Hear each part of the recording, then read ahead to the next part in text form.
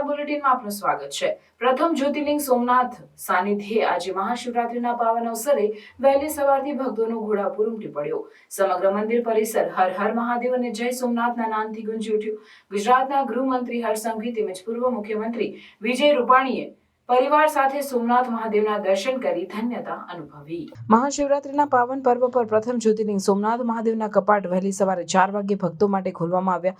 મંદિરના દ્વાર ખુલતાની સાથે જ ભક્તોનો ઘોડાપુર સોમનાથ મહાદેવના મંદિરમાં ઉમટી પડ્યો અને સમગ્ર મંદિર પરિસર જય સોમનાથ હર હર મહાદેવના નાદથી ગુંજી ઉઠ્યું। મહાદેવને પ્રાતઃ પૂજા કરી વિશ્વ કલ્યાણની પ્રાર્થના કરવામાં આવી તેમજ વિશેષ શૃંગાર પણ કરવામાં આવ્યો। આ સિવાય સમગ્ર દિવસ દરમિયાન અલગ અલગ પૂજા અર્ચના કરવામાં આવશે તેમજ મંદિર દર્શનાર્થીઓ માટે સતત 42 કલાક સુધી ખુલ્લું રહેશે। અલગ અલગ રાજ્યોમાંથી પણ વહેલી સવારથી જ ભક્તો આરતીનો લાભ લેવા માટે ઉમટી પડ્યા હતા તો ઘણા શ્રદ્ધાળુઓ પ્રથમ વખત સોમનાથ મહાદેવના દર્શન કરવા પહોંચ્યા હતા। ત્યારે ખાસ મહાશિવરાત્રીના દિવસે દર્શન કરી ધન્યતા અનુભવી અને પોતાને નસીબદાર ગણાવતા જોવા મળ્યા।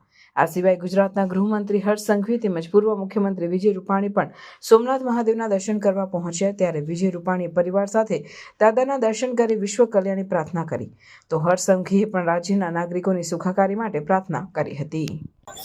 હર હર મહાદેવ। મારું નામ છે કૃષ્ણા જોશી, હું છે સોમનાથની। અમે આજે પાર્થિવ પૂજા કરવા આવ્યા છે।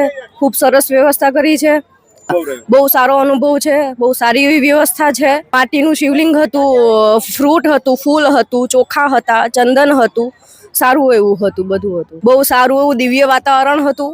ગુજરાતના સૌ નાગરિકોને શિવરાત્રિની ખૂબ ખૂબ શુભકામનાઓ। આજે સોમનાથ દાદાના દર્શન કરી રાજ્યના સૌ નાગરિકોની સુખાકારી શાંતિ સલામતી બની રહે તેવી પ્રાર્થના કરી પૂજા અર્ચના કરવાનો અવસર મળ્યો। આ પ્રથમ જ્યોતિર્લિંગ આપણા સોમનાથ દાદાના દર્શનાર્થે આજે લાખો ભક્તો દેશભરમાંથી પધારી રહ્યા હોય છે। ત્યારે ખાસ કરીને આદરણીય મુખ્યમંત્રી શ્રીના માર્ગદર્શનમાં ગુજરાત એસટી દ્વારા વિવિધ સ્થળોથી વધારાની બસો મૂકવામાં આવી છે અને પહેલીવાર 3 દિવસનો શિવરાત્રિ મહોત્સવ સોમનાથ ખાતે ઉજવવામાં આવી રહ્યો છે। ખૂબ મોટી સંખ્યામાં ભારતીય લોકો આ ઉત્સવમાં જોડાઈ રહ્યા છે। દેશભરના અનેક કલાકારો આ ઉત્સવમાં ભાગ લઈ રહ્યા છે। સોમનાથ દાદાની અસીમ કૃપાથી રાજ્યનું ઉત્તરોત્તર પ્રગતિ થાય તેવી પૂજાને અર્ચના કરવાનો આજે અવસર મળ્યો। શિવરાત્રિનો પવિત્ર દિવસ છે। આજે દેશભરમાં સનાતન ધર્મ અને એની ખૂબ કુંભને કારણે લોકોમાં ખૂબ ઉત્સાહ પણ છે।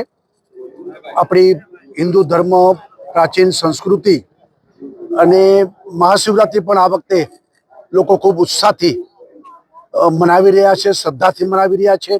અને આપણે ત્યાં મહાશિવરાત્રિ એટલે ગુજરાતમાં સોમનાથમાં મહાપૂજા અને ભવનાથમાં જે આપણે રાત્રે ત્યાં સરઘસ નીકળે છે અને પછી દામોદર કુંડમાં સ્નાન થાય છે, આનું વર્ષોથી મહત્ત્વ છે। અને સાથે સાથે શિવરાત્રિની પરિક્રમા ગિરનારની એનું પણ બહુ મોટું મહત્ત્વ છે, એટલે એનો પણ ઉત્સાહપૂર્વક ઉજવણી કરવામાં આવી છે। કુંભને કારણે વાતાવરણ ખૂબ બન્યું છે, એટલે આજે પણ ખૂબ ભાવિકો શ્રદ્ધાળુઓ અહીંયા દર્શન કરવા આવ્યા છે। દર વખતે અમે લોકો પણ મહાશિવરાત્રિમાં ધજા ચડાવવા અને પૂજા કરવા માટે આવીએ છીએ।